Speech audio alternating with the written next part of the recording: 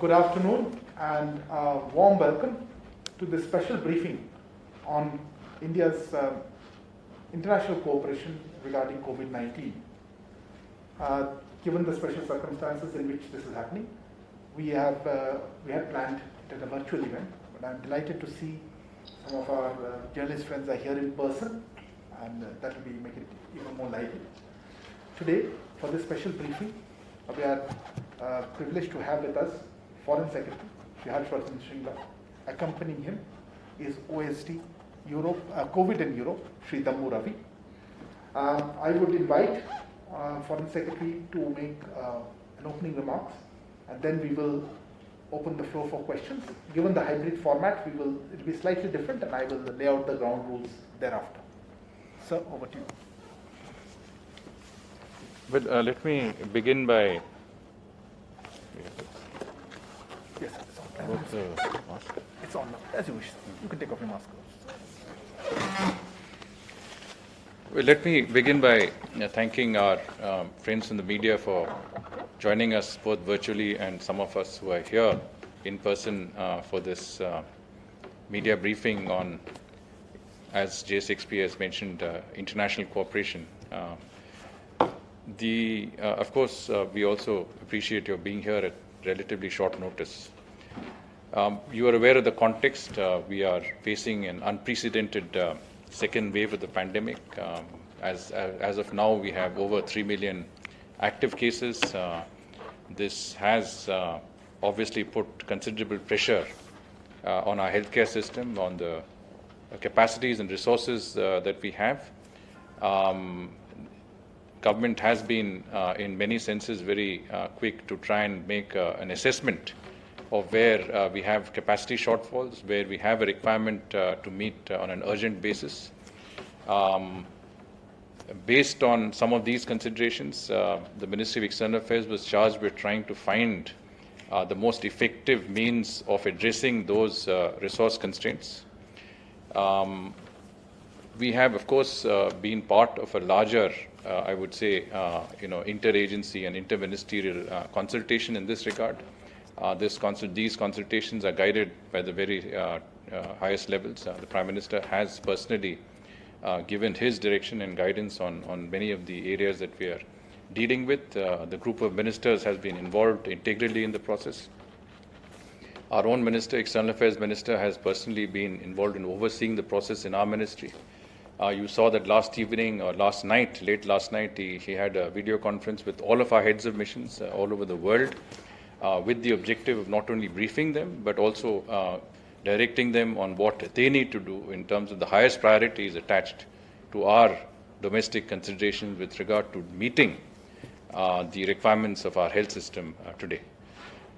We have, as I mentioned, prioritized certain areas. I think liquid oxygen is one of the areas that has been a priority. We've also seen the requirement for anything that produces equipment that produces oxygen, oxygen generators, oxygen concentrators, oxygen producing equipment, cryogenic tankers, transportation equipment for oxygen. We've also needed some urgent pharmaceutical products like remdesivir and tocilizumab, which is also a drug that is quite urgently required. Although we produce remdesivir, but given the requirements, obviously the production has not been adequate to meet the immediate shortfall. So in all of this, I think we did call upon our missions, in particular the ones that were really in countries that had the capacity to meet our priority items. This has been, as I said, it's been a very high priority. The Ministry of External Affairs has attached the greatest importance to this effort. As you're aware, we had OSD, Special Secretary Dammu Ravi, who's been dealing with the COVID issues. But we've also deployed a number of our younger officers to work with him so that we have quick responses. We have people who are working 24/7 on this issue. We have a number of other officers dealing with other areas. I want to just, for your benefit, categorize what are the different areas that we are working on. One is that we are looking at government-to-government sourcing. In other words, government has an empowered group, which is Empowered Group 2, which, as you know, is headed by currently by the Secretary of the Ministry of Transport and Highways. This group has been engaged with seeing how we can quickly source, bulk oxygen, bulk liquid oxygen, etc. And they've done some very commendable work in getting some immediate results in that area. The second is an area in which we have actually received offers of assistance from various governments. We've been actually there has been quite an outpouring of, I would say, solidarity with India. There's been outpouring of let's say, assistance from various countries. Over 40 countries have actually committed to provide us with many of the items that we need most urgently. I'll try and give you some more details on that. The third area is in terms of procurement by Indian corporates. Many of the larger Indian companies have, who are already very integrated into supply chains globally, have been sourcing equipment on the lines that I mentioned quickly from their sources of supply, and we've already again seen some results in that regard.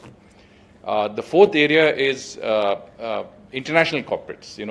In the US, for example, a very large number of corporates have come together under the auspices of the State Department and some government facilitation to offer assistance through their own resources. We've seen that also in other countries. And finally, Indian community associations, individuals who have, I think from all over the world come forward to say that what can we do to assist. So we are getting offers which are from different parts of the world. Our objective is to ensure that we channelize all of this assistance that is both sought by us and being received in a manner that is as effective as possible. In other words, how do we receive it? How do we ensure that we facilitate quick clearance? And not only that, we ensure that all of this is taken to different parts of the country where it is needed most critical areas. In that context, of course, we have had very strong interministerial and interagency cooperation. Cabinet Secretary has been overseeing this process himself. We've also had the representatives of a number of other ministries, obviously the Health Ministry, Pharmaceuticals, Home Ministry, Civil Aviation, Ministry of Defense, Biotechnology, a range of ministries, agencies, finance, I shouldn't forget, have been involved in this effort.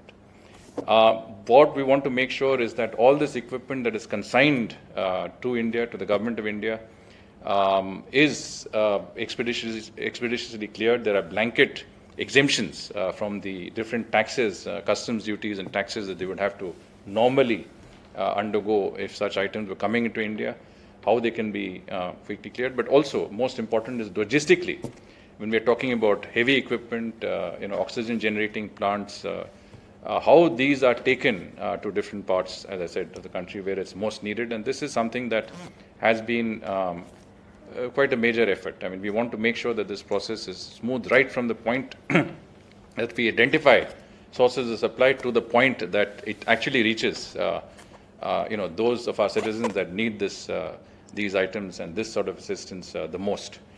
So you can imagine that this is a very high priority, and this is something that we give the greatest importance to. The normal procedure is that when a certain consignment has to come to India, it is consigned to the Indian Red Cross Society. The Indian Red Cross Society receives all these items on behalf of the government of India. And then, as I said, we have an entire team that takes this over. This is mainly the Ministry of Health that identifies what has to be done, but there is a lot of logistical support by a company associated with Ministry of Health and the Department of Military Affairs to see that the equipment is very quickly placed where we need to have it placed. Just to give you some sense of where we are, we've got already a number of items that have come in. For example, the first flight that came in, I think many of you would have seen, was on the 27th of April, the night of 27th April from the UK, which brought in a number of oxygen concentrators, ventilators, and other equipment. Last night we had a flight from Russia, actually 2 aircraft, special aircraft that came in from Russia that brought very large number of oxygen generating equipment. That means plants that generate oxygen. We had some 20 of those plants. We also have had a lot of ventilators, bedside monitors. Russia also gave us Favipiravir, which is, in some senses, again, antiviral for COVID-19 treatment. We are also expecting tomorrow and over the next couple of days, 3 flights, special flights from the United States. You would have seen that President Biden spoke to Prime Minister. He offered extensive assistance. You would have seen the details of that assistance also from the United States. And of course, that assistance also went into areas like raw materials for our vaccine industry, etc. But the US is going to provide, at an initial basis, at least 3 of these aircraft coming in with much needed oxygen equipment and concentrators, other areas that we need assistance. We will also have, we have a special cargo flight that is arriving tonight, I believe, from UAE, again with ventilators and carrying Favipiravir medicines. Just going back quickly to the US, I talked about the 3 flights that are coming in. The first one, which is tomorrow, 2 flights tomorrow, one in the morning and one in the afternoon. And on the 3rd of May, we will have a 3rd flight. They will carry with them very large number of, as I mentioned to you, oxygen generating equipment. There will also be 2,000 oxygen concentrators, 500 oxygen cylinders, and I would say that capacity to provide 28 million liters of oxygen. So again, very much needed help both in terms of cylinders, in terms of actual oxygen, but also most importantly, oxygen generating equipment that is very much needed. We also have a flight from Ireland coming in with 700 concentrators. France has also been very active. I think their flight will also be coming in on Saturday. As I said, over 40 countries, and these are not just developed countries. Our neighbors, Mauritius, Bangladesh, Bhutan, have all come forward to offer assistance in whichever capacity is possible, and we have got a lot of assistance also and commitments of assistance from different parts of the world, from Europe, from the Gulf region, UAE, I mentioned, Bahrain, Qatar, Saudi Arabia, but also Europe and even further parts of the world from Australia, New Zealand, and countries like Guyana, which are located geographically further away. All of this is very important because this has to be coordinated very carefully, and we have to ensure that whatever comes in is something which is not only required by us, obviously, but also is prioritized quickly. So this, in a nutshell, is really what we wanted to give you a sense of. If you want an overall sense of what is coming, in terms of oxygen generating plants, we are talking about over 500 plants. In fact, we are talking about close to 550 oxygen generating plants that are going to come in from different sources from all over the world. As I said, it is those that we are purchasing, it is those that are being provided by corporates, by governments, by private individuals, by community associations. It's a mix of all that, but we are looking at over 500 oxygen generating plants coming in the next few days and weeks. We are looking at about over 4,000 oxygen concentrators. That these are very, very essential for what we're doing now. We are looking at over 10,000 oxygen cylinders, which are also in some senses in short supply. 17 oxygen cryogenic tankers, some of which have already come in. You've seen the Air Force has flown in some of these tankers from Thailand, Singapore, etc. And of course, Gilead Sciences has offered us 450,000 doses of Remdesivir, very, very essential in today's context. We also have been offered 300,000 doses of Favipiravir, some from Russia, as I mentioned, but also from the UAE and other countries. Tocilizumab is very essential again, very part of our priority list, and we are going to get tocilizumab from Germany, from Switzerland, Roche has also agreed to expedite their raw material, supplies for the production of some of our very essential drugs, and so has Gilead Sciences. So we are also expediting raw material supplies, not only for the production of remdesivir, but also in terms of vaccines. So what I want to say is that all in all, this is a very vital part of our, the international cooperation is a vital part of our, meeting and bridging the immediate requirements that we have. Obviously, we are making every effort to step up our own capacities. For example, my colleague, Secretary Pharmaceuticals, told me that we normally manufacture 67,000 doses of remdesivir a day. Our 7 manufacturers of remdesivir that are authorized manufacturers by Gilead Sciences. But the requirement today might be between 2 to 3 lakhs a day. So we have to bridge the gap, and this gap is this is something that our producers are well aware of. They are actually ramping up their production. We've had a meeting which our minister himself took, which the cabinet secretary also took, with all producers, and we find that they are ready to go from 67,000 to 3 lakhs, even 4 lakhs a day. They need the raw material inputs, they need the support, and that is something that is coming in the fullest possible way. We've got all assurances from Gilead, from the US government that whatever requirements are there, we will try and meet it to the best of ability.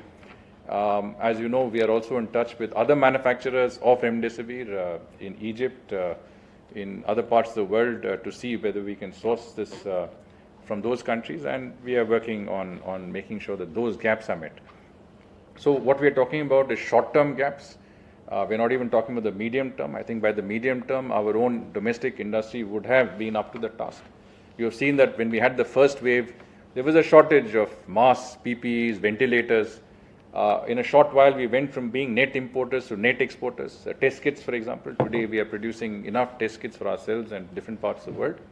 I would say that the same thing will be seen in terms of production of remdesivir, in terms of production of some of the oxygen generating equipment. If you see in oxygen terms also, from our health authorities have made a very detailed presentation where it's very clear that our capacities have been ramped up even in the first few days of the second wave. And we have also diverted oxygen that normally goes to industrial units for medical uses. But there are logistical challenges. Much of the oxygen produced is in the eastern part of the country, whereas demand is primarily in the western and northern parts of our country. So we have to match the supply source with the demand source. We need equipment, transportation equipment to do it, and therefore cryogenic tankers and the Air Force, Indian Air Force has come in terms of making sure that there is enough capacity to do that.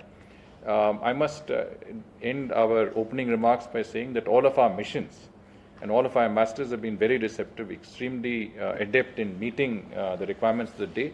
We've established contact directly with Gilead, with Roche, with all of the companies that are involved. We're working with governments, we're working with the private sector, we're working with associations, we're working with chambers of commerce. We are giving the topmost priority to meeting our requirements, our immediate requirements in terms of our healthcare facilities in combating the second wave of the COVID-19 pandemic.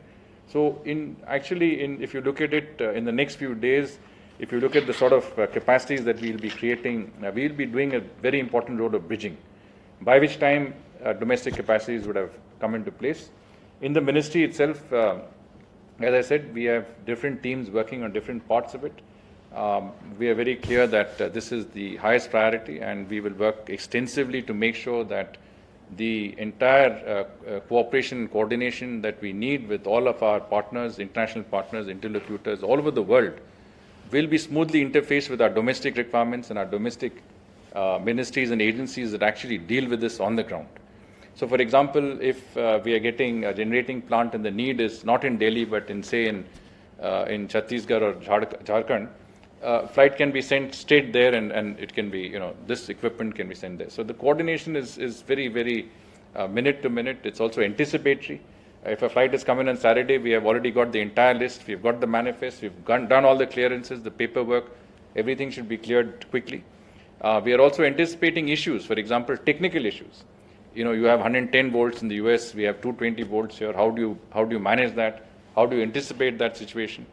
In certain cases, insulation is a problem because we're dealing with equipment from Russia, equipment from France, from Germany, from USA, from Singapore. How do you reconcile that with our own requirements? So all of these issues are those that we are trying to anticipate in advance, and that is where good coordination, good cooperation, and good synergies are very critical within our system.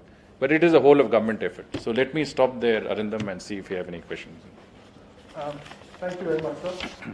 Actually, because it's a virtual format, we've got a lot of questions from journalist friends who joined in virtually. We also have some of them here. But since they're here, we will open the floor first to them. And then maybe we will do it topic-wise. So I know, sir, both of you are very pressed for time. So we'll take up a topic and perhaps just to take a few questions. Pranay, please. As is the norm, please introduce yourselves and your organization for our recording. Forensically, Pranay Upadhyay, ABP News से मेरा सवाल इस चीज को लेके remdesivir की जिस तरह से आपने कहा 67,000 प्रतिदिन हमारा प्रोडक्शन है और 2 से 3 लाख तक की डिमांड है, तो रेमडेसिविर की कमी को पूरा करने के लिए नेबरहुड में चाहे बांग्लादेश हो या दूसरे देश हो वहां की कैपेसिटी या किन किन देशों को हम कैपेसिटी के तौर पर देख रहे हैं जहां प्रोडक्शन या स्टॉक अवेलेबल है और उन्हें सोर्स किया जा सकता है, इंक्लूडिंग यूएस और एनी अदर कंट्री?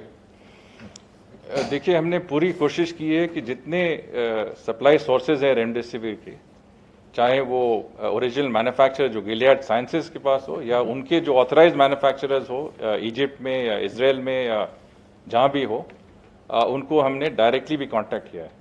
तो गिलियड साइंसेज ने तो कमिट किया है कि 4,50,000 डोज वो कंपनी के तरफ से ग्रेटिस बेसिस पे हमें देंगे। इसके अलावा हमने इजिप्ट को कांटेक्ट किया है जहाँ पे हम 4 लाख डोज और हमें उम्मीद है कि वहाँ से आ सकती है।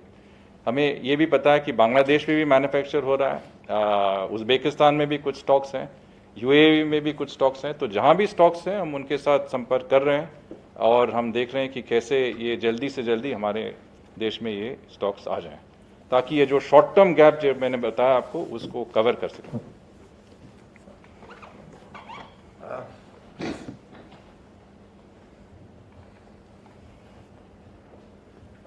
I'm Takeshi Nabe from Asahi Shimbun, from Japanese media. What sort of support from Japanese government are there? And do you accept aid from Pakistan and China? Sir, before we go on to that, on the issue of receiving assistance from China, we have a couple of other people. Manas from PTI has a similar question. Is there any policy and are we accepting help from China and Pakistan? We have also got similar queries from Deepak Ranjan from PTI Bhasha, Chandrakala from ETV, who also mentioned the Chinese foreign minister has extended an invitation to join his anti-COVID initiative and our response. And Gautam Lahiri, who has asked whether there is any proposal from China to participate in vaccine cooperation in South Asia. Well, Japan, let me just respond to the question by Asahi Shimbun first. Japan has been a very close partner in whatever areas of importance that are there in terms of international cooperation. And we're very happy that Japan has been responsive to many of our requirements. And here, Japan has offered us a number of items, including concentrators, ventilators, and pharmaceutical products.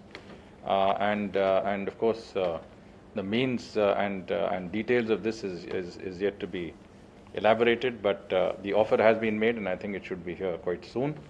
As far as your other question is concerned, and ones that J6P has also alluded to, we know that number of companies in India have been sourcing products. I mentioned to you that companies have also been active in sourcing our priority requirements, be they oxygen generators, concentrators, pharmaceuticals, etc. And some of it is coming from China and is being sourced from China also. Cargo flights are operating, and some of this equipment is coming in, some of it is being sourced. But I think this is part of, meeting the requirements from... excuse me. Meeting requirements in, as I said, in the most effective manner possible. and our missions and posts have been asked to facilitate wherever required. There are issues of transportation, there are issues regarding, the speed at which we can get some of these products. So we are fully engaged in ensuring that many of this equipment and supplies are coming in as fast as possible. Thank you. Yes, please.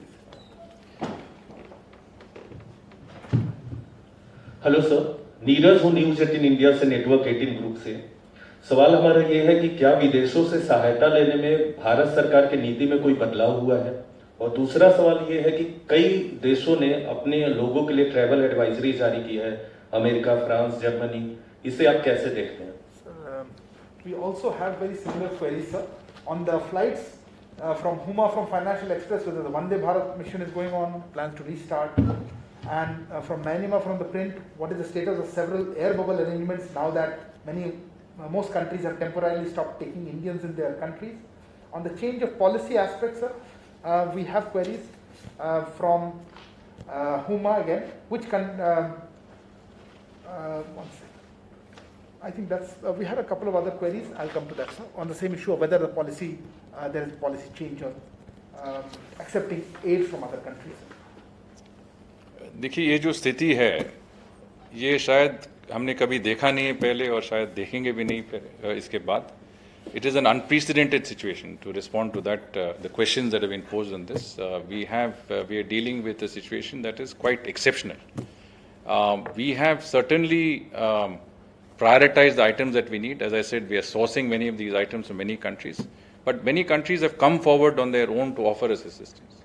And you've seen that in many countries, I think the fact that we have been responsive to their needs when they had the requirement. Keep in mind that the United States, much of Europe, many other countries have had a second, even third wave. So in a certain sense, when we supplied essential pharmaceutical products, whether it is hydroxychloroquine, whether it is paracetamol, or even remdesivir at that time, or we supplied vaccines under our Vaccine Maitri program, there was appreciation that we came to the assistance of other countries in pursuit of what our Prime Minister calls working for the common good, or in our concept of Vasudhaiva Kutumbakam. And today, those countries, if you see what President Biden said, what the United States said, what many Gulf countries have said, many of our other partners have said, we appreciated your assistance. We are today giving you assistance in return. We have given assistance, we are getting assistance. It shows an interdependent world. It shows a world that is working with each other. And I must say here, we have been in the forefront of generating that consciousness that the COVID-19 pandemic is not one that countries should be looking out for themselves only. Very early in the game, Prime Minister has talked about the fact that countries need to come together to cooperate. That is why he initiated the SAARC conference on COVID-19 in March, when this was a very new concept. He then initiated the call for a G20 summit, an extraordinary summit. The G20 has always met for financial or economic reasons, never met for humanitarian circumstances. And we have extensively, I think even sometimes, gone forward to assist countries where, they were very far away, they were not normally within our ambit. You saw so many Caribbean countries, Latin American countries, African countries. And today, these countries are coming forward and saying, what can we do? Mauritius offered us assistance. Bhutan has offered us, they said, we have 2 oxygen plants, please use them for your requirements in Assam and West Bengal. Bangladesh is saying that we produce remdesivir, please take some of our remdesivir. Why are these countries saying it? They're saying it because they feel that this is the time where we must help India. India has helped us, we must help India. So I don't think we are looking at it in policy terms. We are looking at it in terms of a situation that is very, very unusual, that is very unprecedented, that is very exceptional, and we will do whatever it takes to meet the requirements of our people at this point of time. As far as travel arrangements are concerned, the Vande Bharat flights, we are looking at the 10th phase of the Vande Bharat mission. As I said, we have already transported 7 million of our people through this mission. It's been unprecedented from the point of view of the sheer movement of people who have been affected by lockdowns and between lockdowns. You have to keep in mind that, in terms of movement of people, any restrictions that are placed are temporary in nature. After all, when UK had an issue, then there was a temporary ban from our side.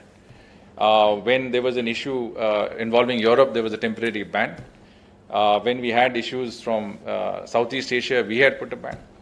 But they were temporary in nature. Similarly, we believe that many of these restrictions that you're talking about today, and we are in touch with all our interlocutors, they've all said, look, this is what we are doing, but this is only dependent on as long as the situation is there.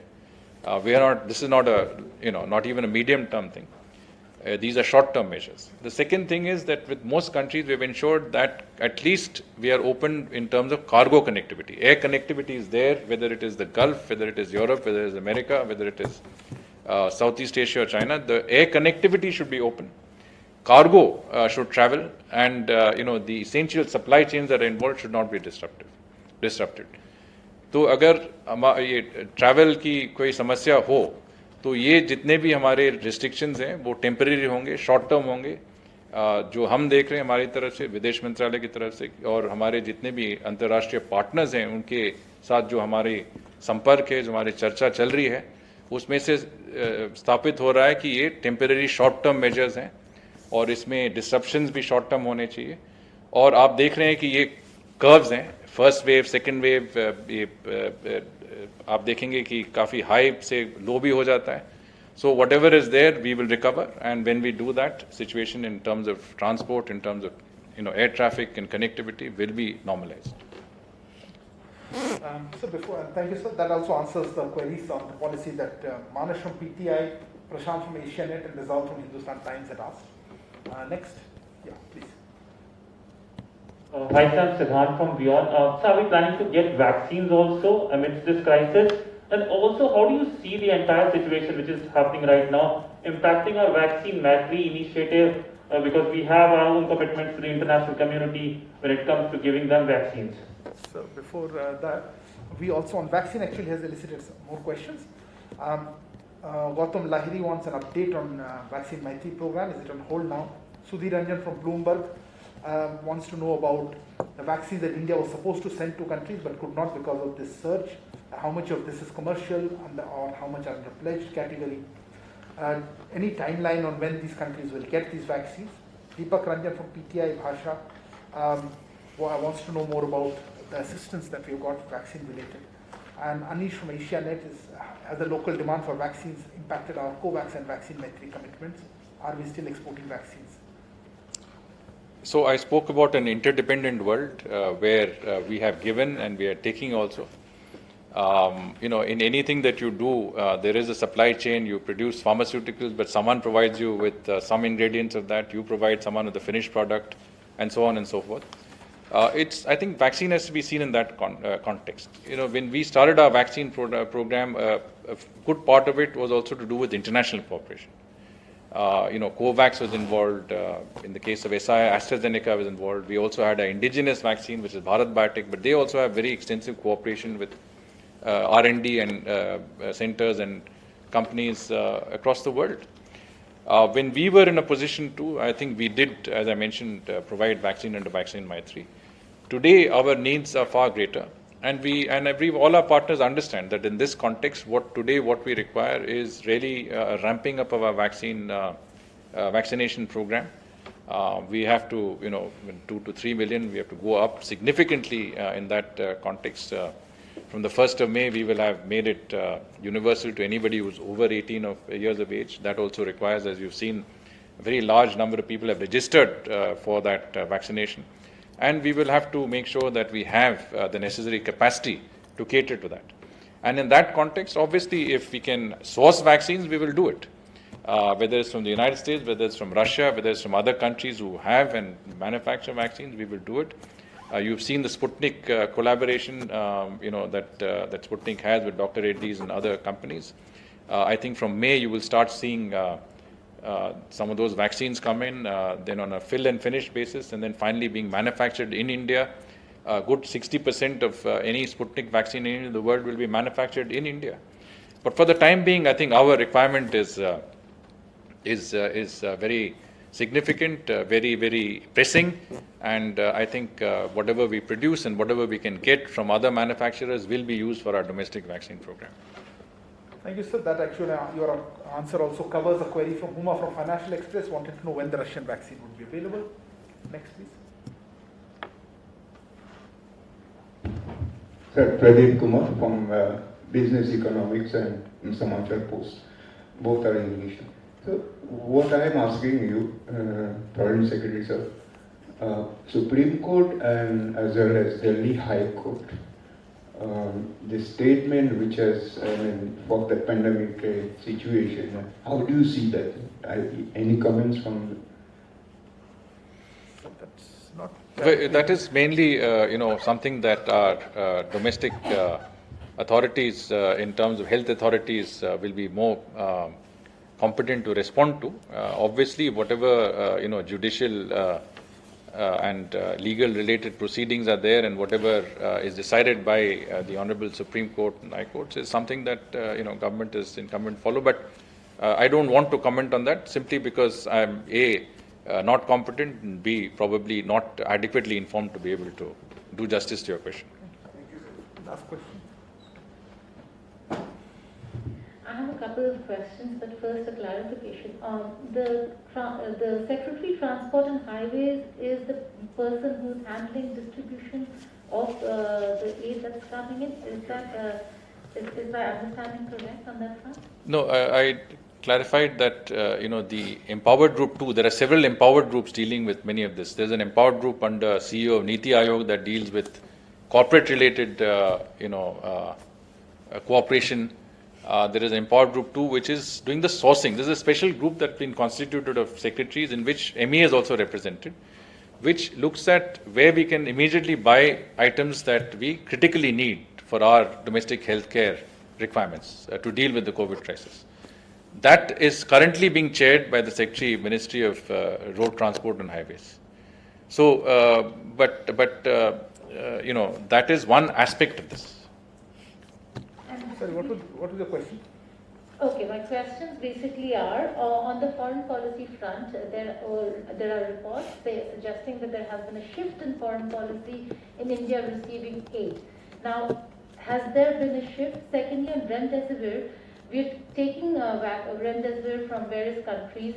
The stockpiles that you mentioned, could they be stockpiles that have been sourced from Pakistan? Could this be a third country transfer to India? So the first question you answered. I've already answered that quite extensively. And remdesivir, as I said, we are in contact with the main manufacturers in Egypt. Gilead itself is guiding us on where we can buy it from, and Gilead, as the parent company, is best placed to tell us where we can source these products from, and we are in close touch with them, and we will garner up whatever resources there are that are available to meet our immediate shortfall in remdesivir requirements. There are no questions further from the floor, but I had two sets of small questions, sir, which have come. One was a lot of interest in what the US support was given. There was talking about raw materials for Covishield manufacturer. This is from Elizabeth from Lightman. But what about Covovax? And supply raw material for that. Has the US government given any specific details about supplying ready-to-use vaccines? That's from Manak from PTI. Deepak Ranjan from PTI Bhasha had this query about the discussions that Honorable Prime Minister had with the President of US and President of Russia recently, and whether issues relating to vaccines as well as other COVID-related assistance was discussed. Nirendra Dev speculates that the delay in US assistance to India is related to our procurement deal with Russia. And also there are some queries about if there's US giving any other assistance. I think some of it is answered, so if you'd like to add anything further. Well, I did mention that the Prime Minister had a very good conversation with President Biden of the United States. He also had a very good conversation with President Putin of the Russian Federation. Both very, very critical partners, and both, I think, offered assistance, extensive assistance to India. And I think the question also went into what sort of assistance there was. I'll try and give you some. As I said, from the United States, 28 million liters of oxygen and transport, including 1,100 cylinders in the first shipment. We're talking about 3 aircraft loads of equipment arriving over the next tomorrow and up to 3rd of May. And then subsequently, as and when this is available, we're talking about 2,000 oxygen concentrators, We are talking about 20,000 remdesivir vials. We are talking about rapid diagnostic test kits.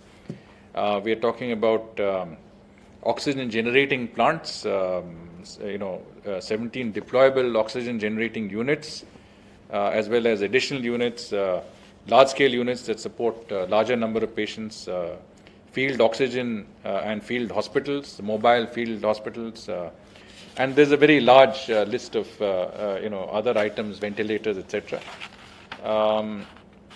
With regard to Russia as well, we have some fairly extensive list of items that have been conveyed. But as I said, I mean, this is includes oxygen generating sets, which can take into account, which produces its own oxygens, like small mini oxygen plants. We've got ventilators, bedside monitors, favipiravir. So, I would think that this is something that what we are talking about is in the first instance, and which is something that will be provided as quickly as possible. And again, in the case of Russia, we've already had flights come in, probably have more flights come in. So, international partners, whether it is the United States, whether it's Russia, whether it's UK, France, Germany, Southeast Asia, Gulf countries, have been very, very much, and our own neighbors have been extensively, I would say, generous and forthcoming in responding to the situation on their own. As I said, they have offered this assistance on their own, and many of these countries have put it in a context of the assistance that they have received from India in the past, in the first wave of the COVID crisis, and I think there is a certain appreciation for our own, efforts in that regard.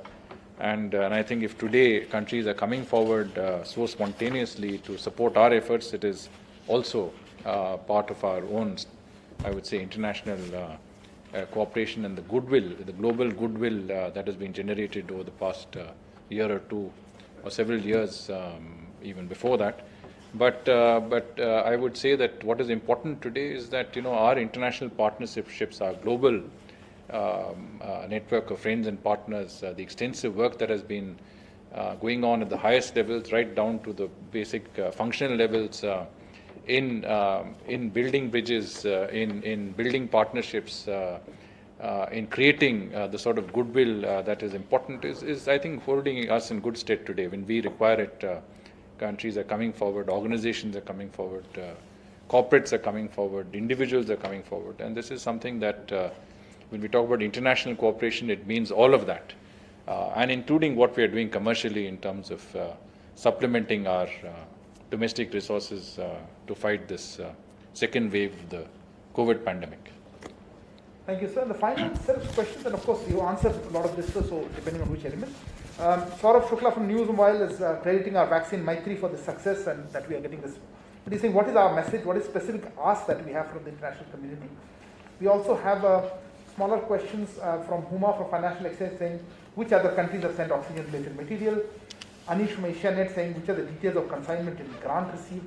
Prashant from Asianet on assistance offered specifically by Gulf nations. And also Tripti Nath, who is asking about, it's very good that we have all this lending a helping hand, but what are the transparency mechanisms that we have so that this help reaches target beneficiaries in every nook and corner of India? And finally, Devirupa from The Wire is talking about that the states, some states are hit more than others. Have any country asked for the resources to be directed to specific states, and what is our policy in that situation? And also, are our embassies or missions helping state governments procuring it, or do they have to go through the commercial channels? Well, starting with the vaccine program,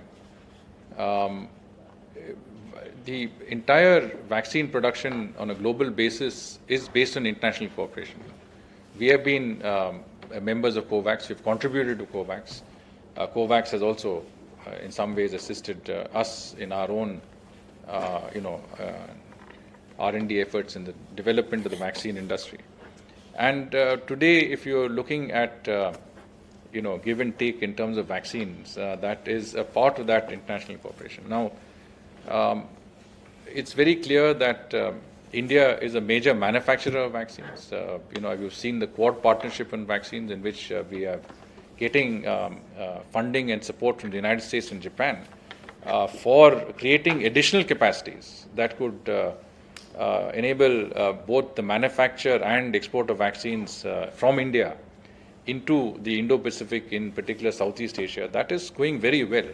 That is the program that I think is proceeding well. It takes a bit of time because creating capacities in vaccines is not an overnight business. It needs a lot of investment. It needs a lot of additional, I would say, both civil works and at the scientific end, a lot of work that has to be done there. But the cooperation is proceeding very well.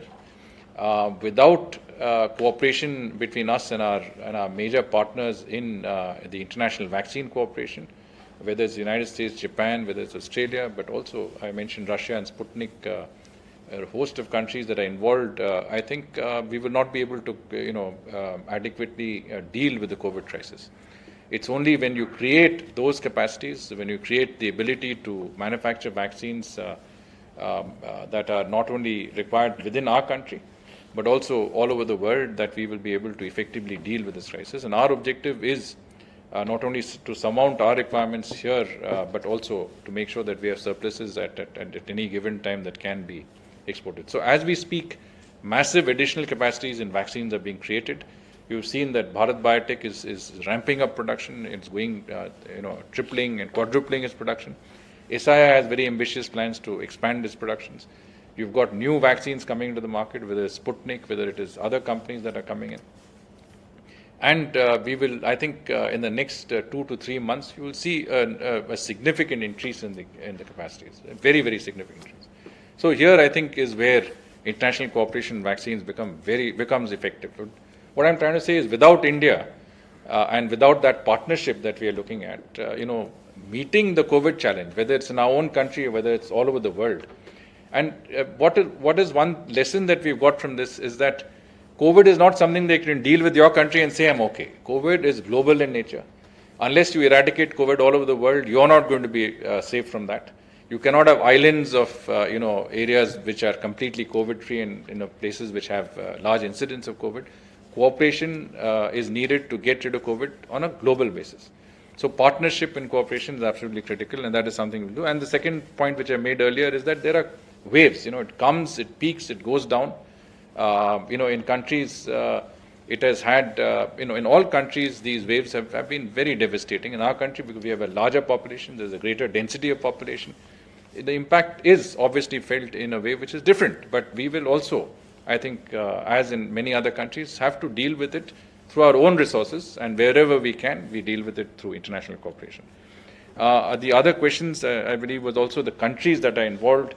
Just to give you a sense, I've already mentioned some of our partners, but I've also mentioned countries like Singapore, Mauritius, UAE, Romania, Bahrain, Uzbekistan, Kuwait, Sweden, Finland, Belgium, Spain, Italy, Netherlands, Poland, Czech Republic, Portugal, Luxembourg, Austria, Denmark, Mexico, Israel, Guyana, Canada, Bangladesh, Bhutan, Switzerland, Vietnam. So what I'm saying is that over 40 countries, a very large number of countries, and all of them are contributing extensively. And this is the larger message. It is not a question of which countries and what contribution. I think what is important is that every country, many countries have come forward on their own and are providing us with that partnership that is in many senses important to us in meeting this current situation. Was there any other part? On the coordination with states and transparency, and we should host the right people. Well, yes, I think the issue was that what happens when this comes in and how do you decide where it goes and so on and so forth. And this is, of course, the competent authorities, the health ministry, that has a very good idea about where the requirements are greatest. There is a committee that decides about the allocations. What we are trying to do is, and we are also part of that efforts, because we are trying to do is that if certain things come in, we try to make sure that it goes there as quickly as possible. But obviously, the people who deal with the, health infrastructure is best placed to be able to say where the needs are greatest and which states and which areas, parts of the country where requirements are most imminent and pressing. At this point of time, I think the central government is doing much of the sourcing, and central government will make those resources available to the state governments because we are best placed to garner those resources. The MEA has extensive network and through our embassies and through the network of contacts, not just state to state, but with, as I said, corporates, associations, groups, etc. We will do what it takes to get the most effective means and the fastest means of this equipment and get it across to those people who need it most, including many of our states that require these. Thank you, sir. Thank you for sparing your time. That brings us. One last question. So I think we'll close it. Anything additional which is not covered? No, I wanted to on-raise one. These are the US companies basically. Indian government and the US government have said that there are no disruptions from the Chinese side, but US companies, particularly Mukesh Aghi, has said that they have faced disruptions in the aid that they're trying to, or resources that they're trying to mobilize from China to India. Have they raised those concerns with the Indian government? Well, I did check with our embassy in Beijing this morning about flights, particularly cargo flights bringing in equipment, and I'm told that a very large number of flights are operational. I'm happy to share the list with you if I have not already done so. But Sichuan Airlines, which has about 10 flights a day, has suspended operations, and that, of course, has an impact on some of the supplies coming in. Our endeavor is to try and ensure that air connectivity, at least in cargo terms with countries, is kept open, and certainly we will be in touch with the authorities in China to have as much of this connectivity open at this critical time as possible. Thank you very much, sir. Thank you for your presence here, as well as to Shri Rambu Ravi, who is the COVID in Europe. That brings us to the end of this special presentation to the media. Thank you all for being here, and to all those who are joining through virtually. Thank you.